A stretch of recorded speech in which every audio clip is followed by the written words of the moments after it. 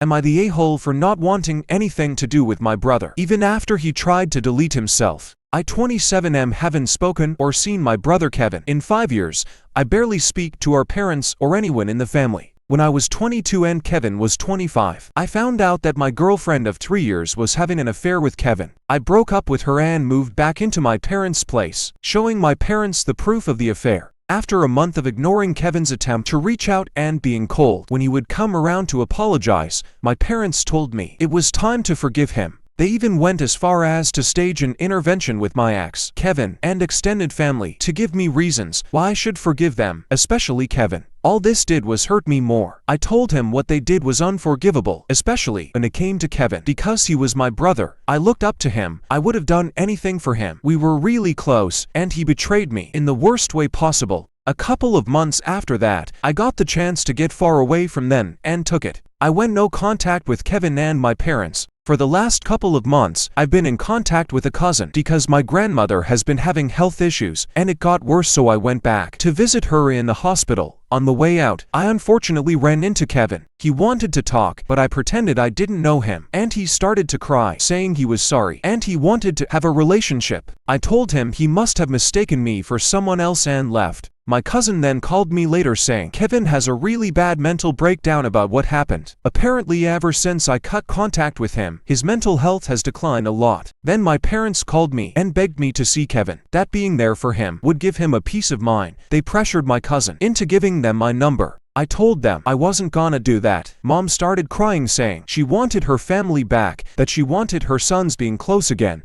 I told her that Kevin, her, and Dad ruined that I didn't care about them anymore. My dad then asked if we all sat down, talked and apologized for all the hurt we caused each other, that things could be the way they were before. I said I didn't want to talk and I have nothing to apologize for. The next day, my dad called and I could tell he was crying. He said Kevin tried to OD himself. Apparently they told Kevin what I said and it pushed him over the edge. My parents found him in time and now he's in the hospital. They think I can make his mental health better if I just have a relationship with him again, but I don't want one. I don't feel like it's fair to put his mental health on me. I don't even know how I would even help him when every time I think of him, all I feel is rage, hurt, and betrayal. He's my brother, but I just don't want nothing to do with him. So am I the a-hole for not wanting anything to do with my brother? Here are the top comments. So, did anyone ask about your mental health? Asking the real question. This, the essential restorative element that abusive people and their enablers are always prone to negate. How does anyone begin to trust again after a violation when no one cares enough about the victim's health, emotional, physical, psychological, financial, spiritual? Hopefully, OP soon purges himself of all the toxicity his family supported and finds himself a reliable and healthy brotherhood and support system. He deserves to know in his heart and mind that the betrayal of his brother and that ex had nothing to do with him. They would have shown up with their bad character and foul intentions, destroying someone else's dreams or life eventually. I wouldn't carry the hurt forever and would sure forgive. However, forgiveness does not mean I have to continuously subject myself to danger and abuse. I can love people from afar and wish them well without being in their life and still not break bread with them when invited. Your question is the question.